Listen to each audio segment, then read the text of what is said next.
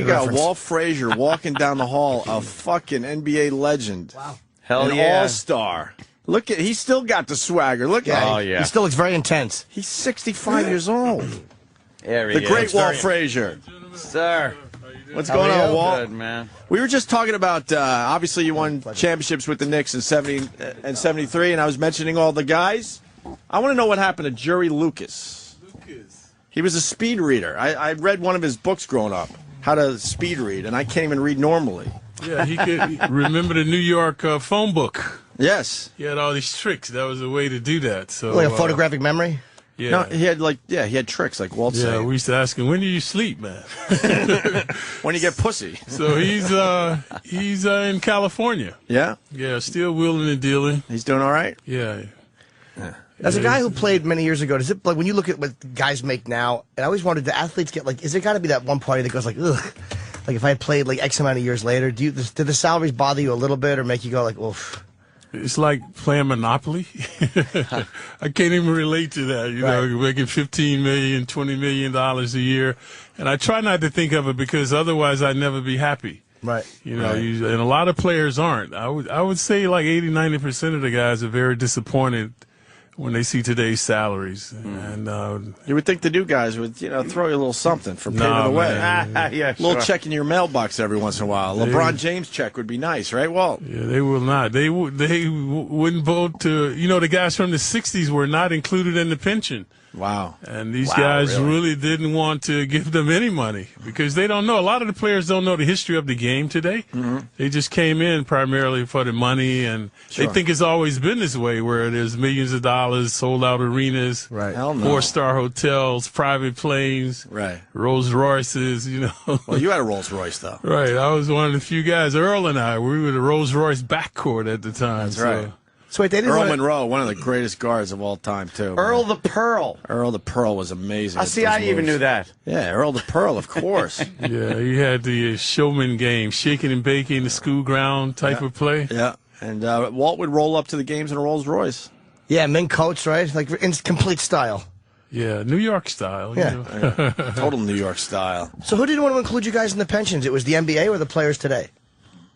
Well, the guys from the '60s were not included. Like Bob Cousy and those type of guys were not included in the pension plan. So some of those legends are hurting today. Yeah. A lot of the players, a lot of the guys are. Even some of the former players, man, they're destitute. A lot of them. It's like the old fighters too. Yeah, I was saying that old boxers. Like we just there's a big article on Iran Barkley, who I guess he made $5 million over his career, but I don't know if he spent it wisely. But he's living in a hotel in the Bronx. Well, remember the article recently in Sports Illustrated that said about 80% of these guys once they leave the game are broke. Mm-hmm. So is it bad investments? Do you think, or bad business managers, or you're a young guy and all of a sudden you're handed X amount of money and all of the above? Yeah, women.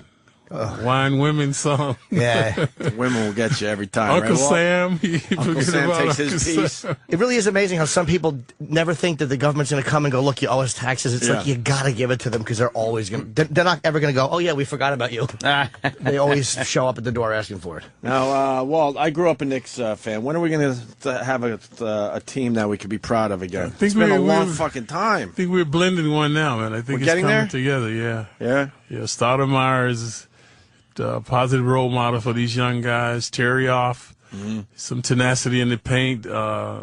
Felton, orchestrating, penetrating. So this last road trip we were 3-1. So hopefully we can carry this over tonight. It's amazing that the world's most famous arena, but we're not that dominant at home. So we've got to become a better home court team. Right on, yeah. Yeah. How do the young players treat you? They treat you like with reverence, right? I mean, you're one of the gods of the game. It's got to be. Yeah, they call me the legend. That's nice, right? Yeah, of course it is. The women still responding, I'm sure. Sometimes. If they've had enough drinks, what are you getting at? Frazier rules. What do you miss most when you leave it? Because I've asked other athletes before, team sport guys. Is it the camaraderie or is it the schedule? What is it you miss the most? That's a good question, man. The camaraderie and the challenge of every other night to be a hero. Really? Yeah. Nothing else in your life is going to give you that. where you have that competitiveness and you look forward to going out there. After every loss, you want to come back and redeem yourself. So it's not like football where you have to wait a week. Right. You know, you could be a hero tonight and a bomb tomorrow in the NBA. So, but that's what I like, the challenge. And then, of course, the guys in the locker room, all the BS that goes on in the locker room. Teasing each other, right? Yeah. And you got to remember, you're in the prime of your life, in your 20s, 25 years old, the world's greatest city. We were, winning, having a winning tradition. Oh, yeah. So it's a lot of fun. What is the biggest time in playing that you were just like, oh, I'm awful? Like, what is the biggest? Like they say, you're the hero or the GOAT. Like, what is the worst one you can remember? Like the shot you wish you would have made, or is there a moment that you're like, that one I could kind of redo if I could? Well, there are a lot of those. I mean, you see, most people think when you lose a close game is easy. Those are the worst. I'd rather get blown out by 50. That makes more sense. So then you can there's sleep at night after being blown out by 50, right? Right, because when you lose by one, there's always if it woulda, shoulda, coulda, what you were talking about. Yeah, if I had made that shot, if I had made this pass, so it kind of wears on you. Yeah, and Walt did, I think, 10 years with the Knicks? Yeah, something like 10 that? years, 67 to 77. And then you broke all our hearts when you had to, finish your career in Cleveland. Yeah, man. What did you do, 1 or 2 seasons there? 10. You did 10 years in Cleveland? Seemed like it. No. I equated to being shipped to Siberia. Wait, how many years did you really do? I did 2, but okay, you scared me. That's It was like, I didn't, wow. Yeah, 2 years in Cleveland.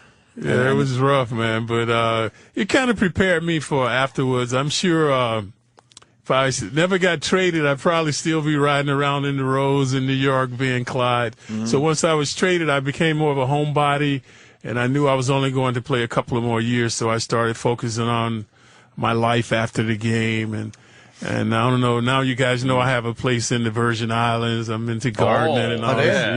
Yeah. St. Croix. Nice. What do you grow in your garden? A little, A little marijuana. I have fruit trees, mango trees, orange trees, anything there. You put a stick in the ground, it'll grow. Yeah, the weather's very conducive. So, how long are you down there every year? Once the season's over, you're done. That's where you call home. Yeah, in off season. I also have rental properties there that I rent out, that I design and decorated, landscaped. So, wow, Frazier's doing all right, man. Well, I got lucky, man. I got lucky that my only flamboyance is in clothes. Mm-hmm. Otherwise, I'm a very conservative person. Right. You're wearing, by the way, people can't see he's wearing a very cool leather outfit. With how would you describe the jacket? It's like I love what you're wearing, and yet if I wore it, somebody would just smack me and take it off me. It would look silly. I can't look cool. That's it's very a phenomenal American outfit. Indian looking. Yeah. These are the Indian some leather fringe on it and some. Actually, I got this in Vegas at one of those shops out there, the Western shops. Mm-hmm. Yeah, you got to be the right guy to walk around on that thing. It really is amazing how Walt Frazier can just dress differently than Jim Norton and look amazingly good. Of course. He's tall, in shape. Yeah, you really do. By the way, I don't. You don't like to compliment other man's appearance too much, but I mean, you look very, very healthy and young. It's like whatever you do. Are you still exercising regularly, or are you just one of those guys? No, I blessed? do. This is what we were talking about with this book. This book was from 1974, and I was into health and fitness then, and now I'm still into it. So, and the Just for Men doesn't hurt, right? The Just for Men was a savior, yeah. But it looks good on him. You can't tell he's Just for Men. He's a spokesperson for Just for Men. Yeah, he's all over the place. You never saw the commercials? No. Keith Hernandez? Him and Keith Hernandez? Yeah, him and Keith Smith? Hernandez. I love Emmett. I'm usually in the gym. Well, see, you don't need it. That's why. You see, you don't need it. I do need it. Why do you think I keep it this short? Because as soon as it starts to come in, it's gray, and I'm like, just keep the illusion that I'm still 30. Jimmy gets Just for Trannies. Well, you know how it is. I've heard this book too. People were talking about this book, and they said it's very funny. Like, there's some really, really funny stuff in this book. Like, it's not a completely serious book. Right, and that's why we brought it back, because it kind of was an iconic book that people were still looking for on the internet, trying to come up with rock and study. And, even the title, A Guide to Basketball and Cool. There's a section that I show you how to catch flies. I talk about my style. I talk about women. I talk about the evolution of the game today, how the game has changed. Like when I played, I was a backcourt man. and you had to rebound, defend, score. Today, if you a point guard, you don't shoot. You shooting guard, you don't dribble. So they've taken away the versatility of the players today. So they're everybody's sort of a specialist. Right. That's very true. Who were the greatest guards in NBA history? Yeah, in the book, defense, was my forte. I love to play defense. You knew so how to steal that ball, Walt. In the book, I allude to how I guarded Oscar Robertson, Jerry West, Earl Pearl, Dave Bing, Gail Goodrich, Phil Chenier, all of these prolific scorers that I had to deal with. So my favorite player of all time. You're up there, by the way, but Pete Maravich was my Pistol favorite. Pete. I have Pistol Pete was in my there. favorite Yeah, of all time. Yeah, he was uncanny. Yeah, passing, his dribbling. Yeah. Yeah, he was a showman like Earl the Pearl. Oh, boy, was he. And then blows out his knee doing one of those moves, and he was never the same after that. Yeah.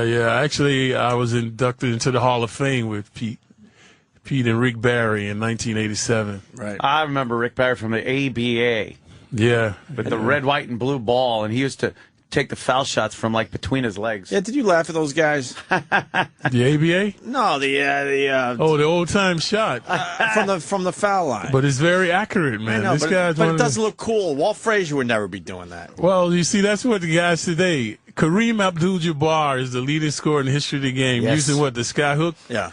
It's obsolete today because guys would say, hey, man, that's old school. Right. Yeah, but it's a very effective weapon. It sure but today was. is style over substance in many things that's going on in the game. Mm-hmm. Do you think guys are bigger today too? Like, oh my God, like would much Abdul-Jabbar be bigger. as effective sky hooking? I guess because you can't block it once it's on its way in. But do Yeah, you he think- could get it off because he was. Yeah, there's no way to defend against that. It really Yeah. doesn't look cool. It really, the little leg comes up. It's almost like a very dainty move. But is it effective? Yeah. It's because you can't block. It's very, especially if you're 7 feet tall. Mm-hmm.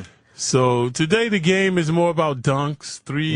Yeah. It's And neck entertainment. tattoos. A lot of neck tattoos, I'm noticing. Oh man, They're tatted up, these guys, Walt. You don't have a Somebody- tattoo, do you? No, some of these guys they're overboard, man. Yeah. There's no more room. There's no room left. You know. Who was the first guy that started? Coming up, I remember Darryl Dawkins. I think for the Nets used to. Rodman. Yeah, Rodman Dennis started Rodman. it. Oh, Dennis Rodman, right? We had this discussion. Rodman or Allen Iverson started the whole tattoo. Oh no, craze. I mean the whole The dunk? the slam being the big highlight. I mean, I just Dr. remember. J. Yeah, the doctor absolutely. swooping Dr. in. J. Yeah, Dr. J. Then Darryl was on his team. Right. Chocolate Thunder. I didn't realize how short Dr. J was when he shaved his his hair down. He shrank Oh before my your God! eyes. I thought huh? he was like 6'10" or something. He's only like 6'4", 6'5" without that hair. Only when he's leaving, man. This guy is- Who was the toughest guy you ever faced? Like, who was the guy you hated? If you had to pick one guy you never want to face again on the court, who was the toughest one that you think you had to go up against? Probably Monroe. Yeah. He's the only man I ever dreamt about. This guy used to Really? give me nightmares, man. Yeah. You couldn't figure him out. Because say if I guarded Oscar Robertson, I knew he was going to try to overwhelm me with physical size. Jerry West was going to do it with quickness, but Earl, he didn't know what he was going to do. Everything was improvisation, So everything was created on the spot, man. It was and he had that spin move. So, but I love the challenge trying to guard him. And that's why when he came to the Knicks, excuse me, a lot of people said we need two basketballs. It would not work. But we had such mutual respect for each other when we were opponents. Mm-hmm. So when he came to the Knicks, we never had a problem who had the ball. If I was scoring, I gave him the ball, vice versa. And I think unequivocally we were the greatest backcourt ever. Because basketball is different than obviously than baseball because like A-Rod and Jeter are two giant players. But they don't rely on each other as much as two guys on a basketball court who are just constantly interacting in order to score. And the problem is, you want your shots. And Earl wanted his shots. Right. Walt wanted his shots. They say Kobe and Shaq never kind of gelled, and that kind of hurt. Although the team did very well, but What do you? Early on, they struggled. did they? Those two? Yeah, it's all about ego, man. If you A lot of egos sacrifice on your that ego, court. What you think it's going to work out for LeBron in Miami? Speaking man, of can you egos? believe how dreadful they are? Yeah, they're not. I think they're. Last night they hit rock bottom and they lost to Indiana at home. Aren't they 8-6 or something like that? Yeah, They were but expected they were to be expected to just be the best super team in the league. yeah. See, it's chemistry, man. There's a word called chemistry. And we're all rooting for that team to completely fail. Unless you live around Miami, of course. But the rest of the league is like, I'm sure Riley will be coming back to coaching soon, man. Yeah. The way they're floundering, he has to come back. Yeah, you got a super team, and it's not working so far. Yeah, but they have other problems because they have nothing in the middle. They don't. Their bench. There's a very thin bench. Well, they had to kind of throw a team together, right? They only had the big three players, right? And they took all of their money, right? And then they didn't really have money for anybody else. Yeah. You need that sixth man, right, Walt? Somebody to come off that bench. Yeah, you got to have 8 players. That's why the Knicks are thriving now. They shortened the rotation to 8 players, and they're getting tangible results now. So, are you watching only what do you watch? Do you watch like mostly basketball, or do you boxing, MMA? I'm all around. You watch everything. Yeah, I keep abreast of football. I love. I was a quarterback in high school, and football. I was a catcher in baseball, and so I like the game. I like boxing. I watch track and field. Yeah. Do you wish you were a football player ever? Not when I see 300-pound guys running like that, man. Yeah. No, I don't think so. Some of those quarterbacks, I don't know how they get up, man. It's unbelievable. After some of those hits. The hits this year are unbelievable. Yeah. I wanted to ask Walt about the 5 greatest players of all time. 5 greatest players, other than myself. Other than yourself. Or including yourself. You could include yourself. No one's going to laugh at that. There has been one Superman in the game. That was Wilt Chamberlain. Sure. And Bill Russell was right behind him. And I go with Robertson and West. Wow. I guess I have to throw Jordan in there. Michael has to be in there. But you're just kind of throwing him in at the end? No respect for Jordan? No, there's respect, but when it comes to the history of the game, he just squeaks in there? Yeah, Top 5? I think if he played in our era, he would not have been as dominant. Really? Why? Because we had 7-foot guys. We had 7-foot guys.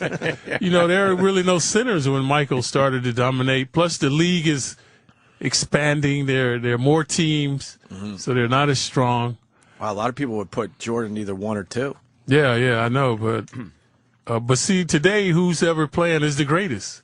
Right. If you're doing it today. So a lot of people never saw Wilt Chamberlain play. Because to me, this is the thing. Wilt Chamberlain is the only player they had to change the rules for to try to contain him. Right? When you see goaltending, that man started goaltending. Where he used to shoot the ball from the side of the basket, he'd jump up and pull it out of the air. Didn't matter where it was.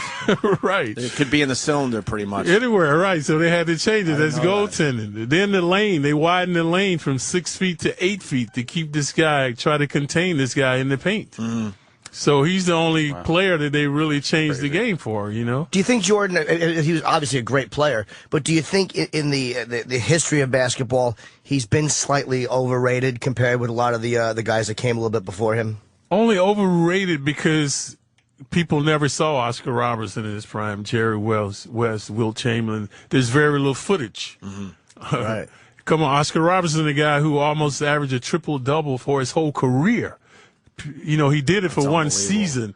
And I'm talking 25 points, 11 rebounds, 10 assists. Every game he was doing. Right. Every game. Doubles. And wasn't there no footage of Wilt? Didn't he score? Was it 100 against, I want to say 100 against points. Philly? Or am I wrong about that? The Knicks, unfortunately. I was against the Knicks. Against the Knicks when he And there was was no playing footage of that, right? There's no film of that. Not really, no. No, but there were 20,000 people there anyway that saw it. Yeah. Even though the gym only held 1,000. But everyone says they were at that game. But you can't watch it in a replay like you can all of Jordan's great plays. You didn't put Kareem in the top 5, or did you? No. Kareem is there, too. He's in the next tier with Magic. Kareem and Magic, those guys. Bird. I was going to ask about Bird. Yeah. What about Kareem's acting chops there on Airplane? He ruined it for all of you, you know, Walt. Thought he was great. He didn't lead the way. He ruined it. He was the co-pilot. Even being in Hollywood didn't help him, man.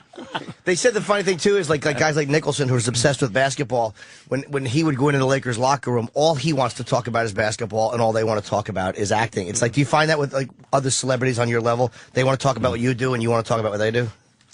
Well, yeah, when we meet Spike, you know, Spike is a tremendous fan, and but it doesn't bother me because being a broadcaster, I learn a lot from the fans. Sometimes they say something, I go, wow, I never thought of that. So I like talking to the New York fans made me create my style. Because when I first came to the game, I'd been away, and I was saying fast break, and they were saying transition. I was saying passing, they were saying dishing. And versatility, all this creativity. And I was like, hey, man, that's the way I should sound. If I'm going to be doing this, I got to work at this. So I worked diligently to improve my vocabulary, and so now I added dishing and swishing.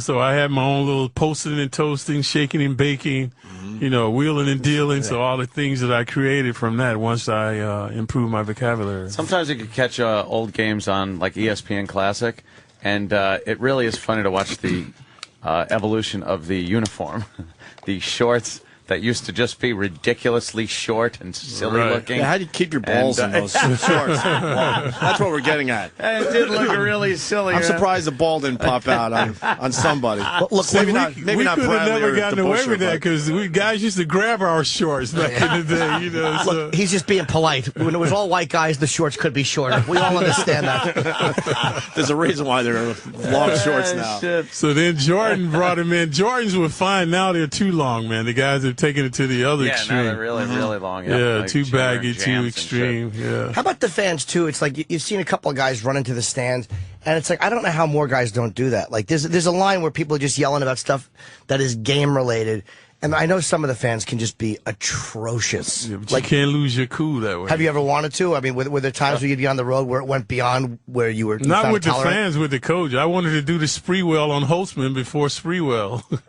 A lot of times. Really? You didn't like Red Holtzman at times? Well, sometimes, man, he could make you very upset. You want to choke him, but we never did. Red had a way of antagonizing you. You're like, Frazier, you're supposed to be a good defensive player. This guy is eating you up, Holtzman was a legendary coach, man. Yeah. He knew how to push the buttons, man. He knew how to get you fired up, and I credit a lot of my success in the game to him. How do you guys respond to, like, Peyton Manning? Here's an example of was making a comeback against New England this week, and he threw an interception going down. And he's obviously a great quarterback, but he screwed up and he cost the team what could have been a tying field goal. When you guys go into the locker room, the field goal kicker that missed or the guy that missed the free throw, how does the rest of the team respond to the guy who obviously just blew it? Be honest, Walt. Yeah, like what is the feeling about if you've been the guy who's done it, or... Well, but usually they ignore you. They don't say anything. shit. They don't say anything. Like, and there's some guys that come over and say it's all right. The coach usually will come over and say it's all right. We'll get him the next time. I guess they know they screwed up. Why antagonize But them? today, the most unforgiving miss is a field goal kicker. Nobody has any sympathy for a field goal. Because this is all you do, man. That's all right? you do. So you nobody have to be has perfect any out compassion there. for You him should once never he miss. misses. Never. Right. Especially anything now inside like the 40-yard line. It's like anything you should be making that. Right, they don't expect them to miss. But we're like with Peyton, he's won so many games, Right. The guy's just, hey, man, that's one of those things. Because he's going to come back and redeem himself. Well, a lot of people, everyone has a question for you, but they want me to ask you about Kobe. What's your thoughts on Kobe Bryant? Kobe Bryant, he's right there with Michael. Really? Yeah, he's the dominant player today, the preeminent player in the league. He can shoot, he can defend, he's team-oriented, so he really has no weaknesses. And the other thing, I got to get back to LeBron James. I forgot about this. What do you think of him leaving Cleveland like that? I was shocked he did not come to New York. How could he turn this challenge down? Right. I couldn't believe it. I was flabbergasted when it happened. Patrice O'Neal made a good point. He said LeBron James decided he wanted to be Pippen instead of Jordan, like the second guy right on a team. Why would you want to do that? You want a championship that bad? I don't understand.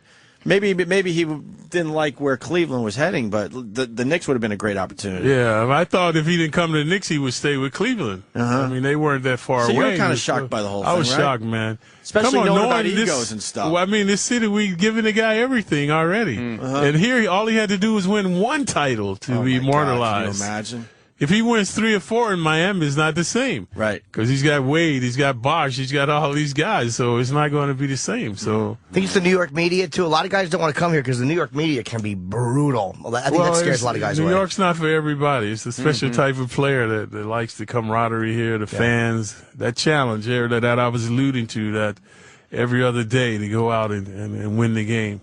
Do you want, when you see yourself plastered on the back of the paper and there's just some sports reporter just giving you a beating for what you did the night before, how personally do you take that? I stopped reading. I stopped reading the paper late in my career. They were bashing me, so I just stopped reading the paper. Stop reading it, yeah. The New York paper's funny when it's not about you. When it started being about me, it wasn't so funny, you know. So the big unit couldn't take it. Randy Johnson could not take it. Randy Johnson lost his mind here in New York because they wouldn't leave him alone.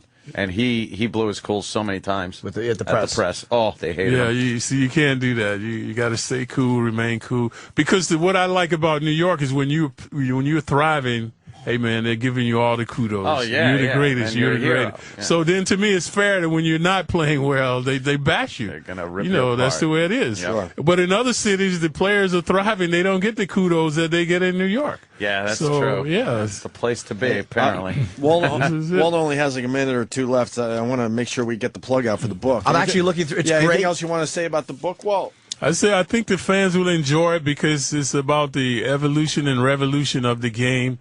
I mentioned that today the players are more like specialists because of the system or point guard, shooting guard, as opposed to when I played. The defense in there that I talk about how to defend these prolific scorers. There are some great pictures, action shots of me, my fashion passion, about my wardrobe, how that all evolved, and my teammates, the camaraderie with my teammates, how we captivated New York with our style of play, and I think it'll bring back a lot of memories for the fans that were around in the 70s, and for the young fans that know me now as a Knick announcer. They'll get an insight into me as a ball player and a person. This is great, too, because everyone likes a lot of great photos. These are all great photos, but there's a lot of just writing and photos, which is like perfect in a book. Oh, yeah.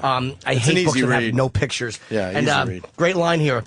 Pit juice is what some of the players call underarm deodorant. Just fantastic little lines like a little that. tidbit. Yeah. Oh, yeah. Sometimes guys forgot that pit juice, man. They were very offensive on the court. Would guys do that on purpose, though? Getting in your face with their armpit and shit. Yeah. You hear about athletes that do that on purpose. Oh, yeah. They don't shower or brush their teeth for a week or so to make it just horrendous for you out there. Is that true, or is that just some dumb... Well, some guy, I don't know if they were doing it intentionally, but there were guys noted for their offensive smells. odor. Yeah. Jesus. Are you doing any book signings with this? They have you signed? December 7th, I'm at the NBA store. Oh, right on. Here in New York. Yeah, around, I think it's 2 o'clock. Okay, December 7th. I wish we had that on a sheet. Do we have a sheet of that? Because we can give that after you leave the book signing. December 7th at the NBA store. Walt Frazier will be there. And there will obviously be a line.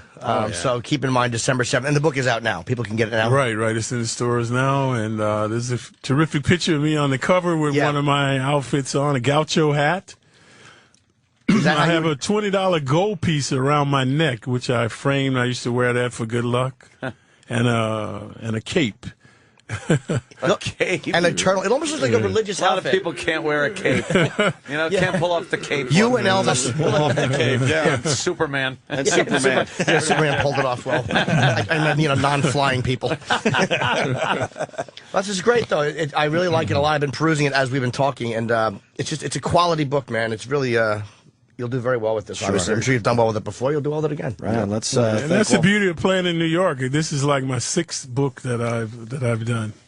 So you have all basketball books, or did you kind of go into novels? Well, I did a word book on my vocabulary. I did an idiot's guide to basketball, and then the other books were on the championship Knick teams. A couple of books. One was the game within the game, and one magic season in a basketball life. Oh, nice. Oh, very cool. Buy this one. Rock and Steady. It's a hardcover, and it is out now by Walt Frazier. Yeah, if you want to be cool, man, styling like Clyde, check it out. The cool Walt Frazier. I want this jacket badly, but in my size. You want it in your size? Yeah, I would look silly. Great. Hey, Walt, thanks for stopping by, man. Hey, thanks We for greatly having me, appreciate it. guys. Yeah, it was fun. Thank you.